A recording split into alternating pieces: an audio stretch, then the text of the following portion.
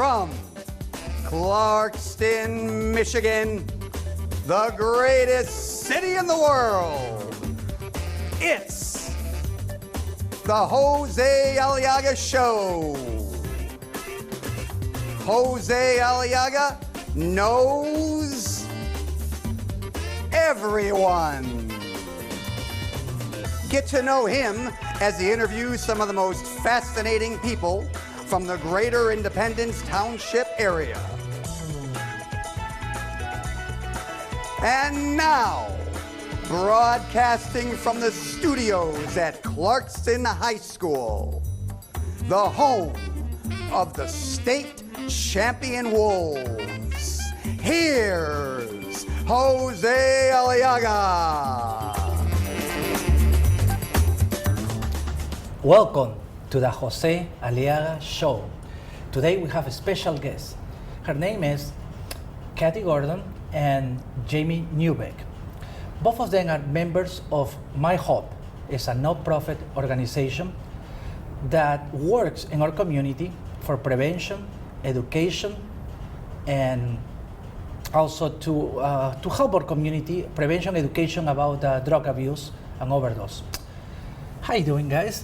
Good. How are you? Good, good. I'm very happy you guys are here because we're gonna talk a special topic that most people probably are not aware about what's going on in America or in Michigan and in Oakland County. And before we start, we're gonna talk about the statistics we were talking about. It's very important statistics that people probably don't know about it. Can you tell me about the statistics about overdose? Nationally, somebody overdoses every 4 minutes. In this country, every 11 minutes, there's an overdose that results in death. 126 people a day die in this country because of overdose from substance abuse. Michigan, we've been hit a little bit harder than the national average. There were 271 heroin deaths from 99 to 2002. In 2010 to 2012, that's gone up to 728, 170% increase. A lot of people just passing away for something preventable. Michigan almost doubled between 2000 and 2013 in people seeking treatment for addiction. We went from 7,300 to more than 13,600. Our death rate in Michigan for heroin overdoses increased 66% over the prior year from 13 to 12. It's overdoses overall in Michigan, we are ranked 18th in the country. A lot of things you want to be high in national statistics. This is not one of them. And that's a very sad statistic. I mean, you're saying every 11 minutes somebody's dying in America. Yes. You're saying that Michigan increased in overdose for heroin to 66%, right? Yes. Wow, it's really sad to hear that's going on. And then what's going on? Can you, Jamie, tell me how people get addicted in drugs? Well, it can happen many different ways. We're finding now statistically the main way that most people are getting hooked on heroin is through prescription drug use. Doctors are overprescribing. Our youth, a lot of them, believe it or not, are being prescribed Vicodin for sports-related injuries. And then when their tolerance goes up and that becomes less available to them, they turn to heroin as it is a cheaper, more readily available option. And that is how 85% of heroin addicts become heroin addicts, is through prescription drug use to begin with. The other 15%, they're more a victim of circumstance like myself. They fall into the wrong crowd, go to the wrong party, end up with the wrong boyfriend, wrong girlfriend, and just make one bad decision. And if you're predisposed to addiction, which I myself am, then you just have to use one time and you're addicted. And that's when you are trapped in a cycle that some people never get out of. Some people are buried before they get out of, or like myself, it took me 15 years before I broke free. I see. And what my hope is doing to help people to be able to quit drug addiction? What you guys are doing to prevent this? We try to provide resources for people looking for treatment facilities, education, information out to parents, information at various venues. We've had a state rally in Michigan, in Lansing back in August, just to bring awareness to this. Good. Everybody believes, not my kid, it's not going to happen to me, and that's just not true. This isn't something that only affects a certain demographic. Anybody, any race, any financial level, it does not matter. It doesn't matter intelligence level. There is no stereotypical demographic for this. And so we try and reach out to everyone possible to get them information. We work with Families Against Narcotics, FAN. They have chapters all over the state. We try and get their information out. They have a lot of fantastic prevention materials. Went to a rally in Flint just to get some information out. Waterford recently had Dare to Inspire, and we were there. And that was actually really nice because it was not a recovery event, it was just a community event. So we had the opportunity to get information to the general public that might not otherwise have gotten it. Right.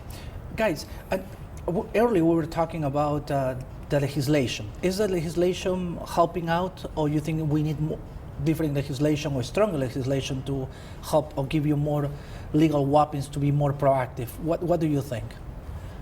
CARA is a bill that needs to be passed. It will mandate extended treatment. Right now, standard treatment 10 to 14 days. It's not long enough.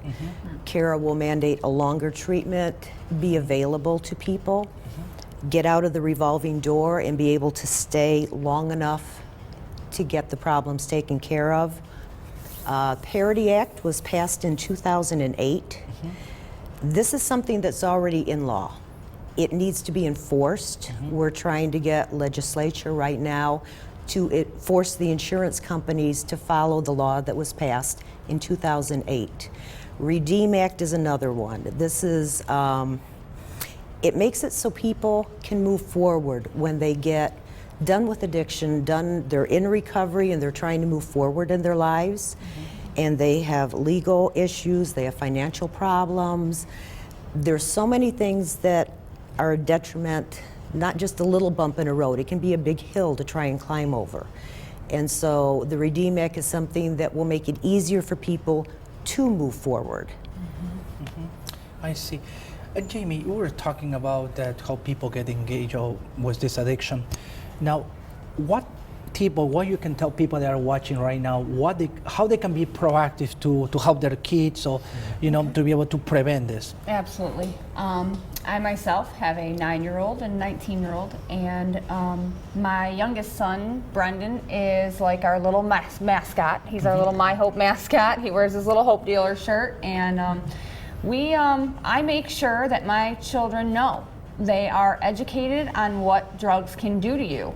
And sometimes it takes the hard truth. Unfortunately, my children know firsthand that their mother got taken away to prison, their mother was absent from their life. So they kind of experience it firsthand, but for those children that are not, you need to let them know that drugs are prevalent. They are, unfortunately, they have a good chance of running into them nowadays. And I'm talking about in Waterford, in Clarkston, in Birmingham, in West Bloomfield. I'm not just talking about the more urban neighborhoods anymore. It's at home now, and they're going to run into them, and what needs to happen is you need to educate your children that they are out there, and that if they do run into them, that they need to basically run. They need to run, they need to know what they look like, they need to know who to tell, And unfortunately, it's happening at a very much so younger age.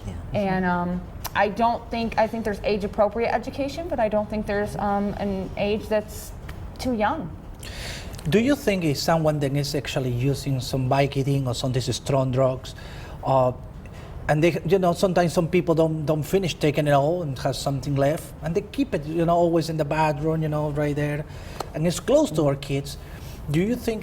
Do you know if it's a way then they can dispose of that in some? I mean, people don't know about this, There are prescription drop-offs at many police stations. Okay. Periodically, they'll be publicized. Please bring your prescriptions, drop them off. Senior citizens are actually a place that a lot of old medications are kept. That's one, if you have senior citizens, check the medications, help them get them properly disposed. Any police department either has a location for drop-off or can tell you where to take them. Leaving medications around, it's tempting, and it's an issue that just doesn't need to happen. If you're done with it, throw it away. If you decide you're not going to take them, throw them away. Get rid of them. Don't keep them available. And one of the points that you said, Jamie, is communication between parents and kids are very important. Oh, it's crucial. Crucial. So when the kids go to school and get their own friends, it's starting high school, middle school, kind of? Nowadays, it's about middle school. Middle school. And earlier. And earlier. In some cases, we've heard grade school, sadly enough. Definitely junior high.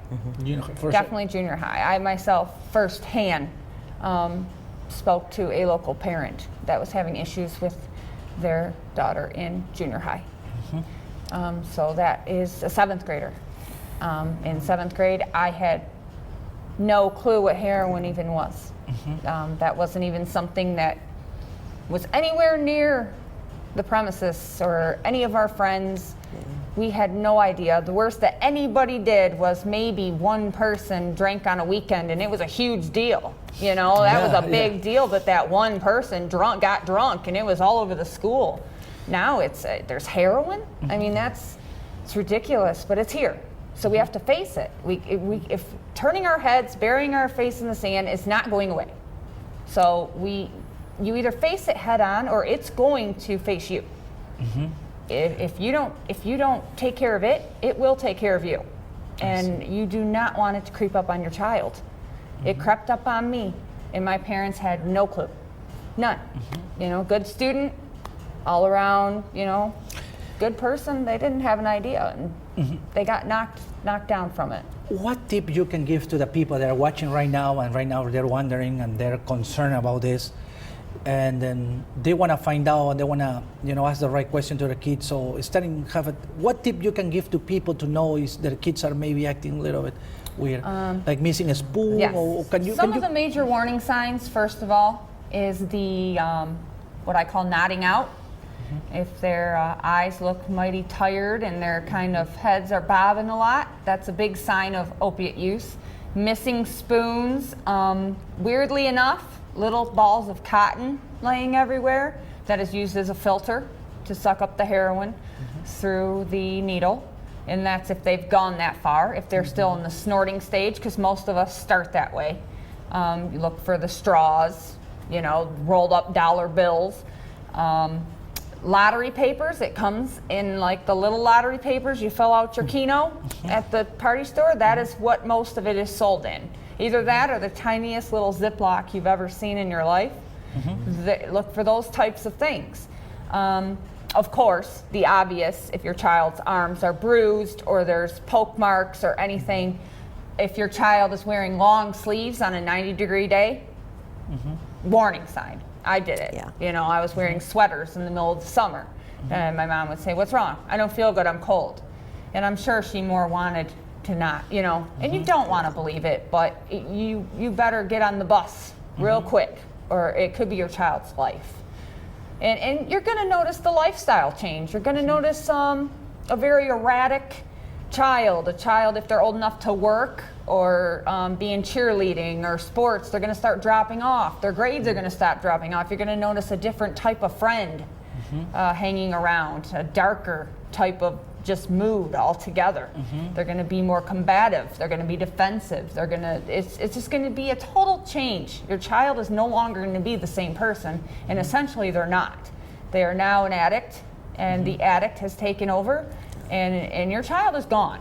Your child is being taken over by an addict, and if you don't fight to get your child back, and I mean fight to get your child back, the addiction will win.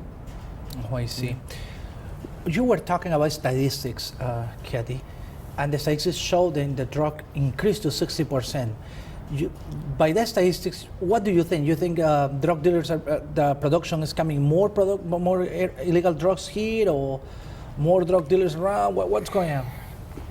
What do you think is increasing the One of the emission? things that's causing the increase in heroin use is the fact that we are tightening up prescription medications. There's been a lot of changes made, and they're for the good because it keeps the prescription medications from being out where they shouldn't be. It also makes them much more expensive. So people that could have afforded Vicodin, Oxycontin, something along those lines, can no longer afford it. You can go out and get heroin cheap. Unfortunately, it is very, very cheap, and it's cost effective. It also is very dangerous and has a lot of issues. Other than the addiction, there's a lot of physical issues. Can cause heart problems, hepatitis C, collapsed veins. There are many, many physical issues that come along with injecting drugs, the impurities in them. Fentanyl is one of the things being mixed with heroin right now. It's deadly. There's no way around that. It is deadly. One of the things we do is naltrexone training, or naloxone training, and that is a medication that reverses overdoses. Okay. Opiate only. We've done trainings in Lansing, Oakland County. We're doing one out in Livingston in December.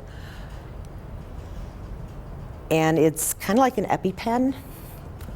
Someone's overdosing, pop the cap off, hit them in the leg with it. Within about 6 seconds, the injection's complete. That will reverse an overdose in 99% of the cases if it is opiate based. These are available. We're trying to get them out into the public as much as possible. If somebody needs one, there's a link on the website where they can come and go to a training, do a training, and receive the kit for free. The website, you're talking about your website? Our website. Oh, that would be great if you can share what is your website?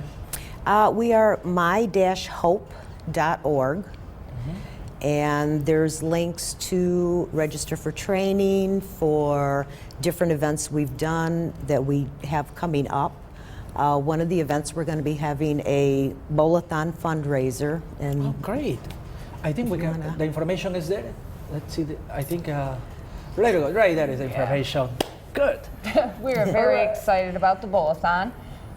One wonderful thing that we are going to do with the bowl-a-thon, the most innocent victims of this epidemic are the children of the addicts that are left behind when they are incarcerated while they're out using or while they unfortunately pass on.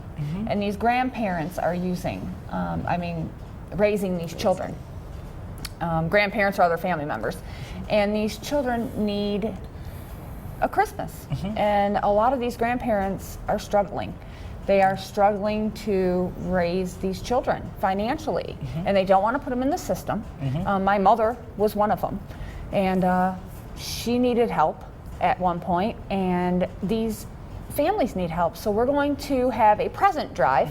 And each person that brings, for each present they bring to the bowl-a-thon, they will receive 10 raffle tickets towards our Chinese raffle we're having, and a lot of great prizes there. But it's a great way for us to ensure that these children, put a smile on their face for one day. They already have to live without a parent or both in a lot of cases because, like in my children's case, a lot of times mom and dad get in it together, unfortunately.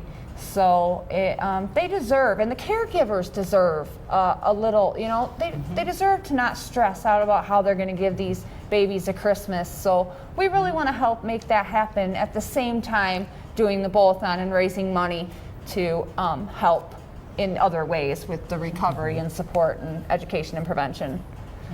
And it's very important what you guys do. There's so many people, and when they find out the issue, and sometimes they are scared to deal with the issue, and they don't know what to do. And by having people like you guys helping them with those resources, the information, everything, they give us a point to start for someone that don't know nothing about it. So it's a very good thing. And before we finish, I would like, again, if you can share with the people how people can reach you out, the website or your contact info. Okay, our website is mi-hope.org. Our email is mishnetwork, for Michigan Network, @gmail.com. We also have a Facebook public community page, which Facebook is just MI space Hope. And from there you can reach a closed Facebook group that we have that's a little bit more private for people that want to talk. And that is Heroin, the Silent Epidemic. And you can find any of those on Facebook or links to them off the main website. There are resources there, everything from a pill identifier. You can put in size, color, whatever, and it will help you determine what pill you found, because very often that's what happens is you find pills laying around, you don't know what they're for, down to how to locate an AA meeting, this type of thing. Okay, right. And then when is again you're a fundraiser? So I'm pretty sure people in Clarkson are very creative, and I know they want to probably support you. That is December 6th, Okay. from 1 to 4 at Airway Lanes in Waterford. Okay. And we would love for everybody to join us. Good. Good. Oh, One other thing, we're accepting sponsors, and Airway Lanes has generously, anyone that sponsors, they are donating a summer bowling party to the sponsors. So all the information's on the website to register to bowl or sponsor either one. okay. All right. Well, thank you so much. Thank Thank you. you. No, thank you for what you do for the community. I do appreciate a lot, and I know that people that are watching right now probably appreciate as well too. Hopefully, I see you again. I would like to maybe in a few months have you back again and Absolutely. see how you guys Absolutely. doing That'd and be keep great. talking about this. Well, thank you. Thank Thank you. you.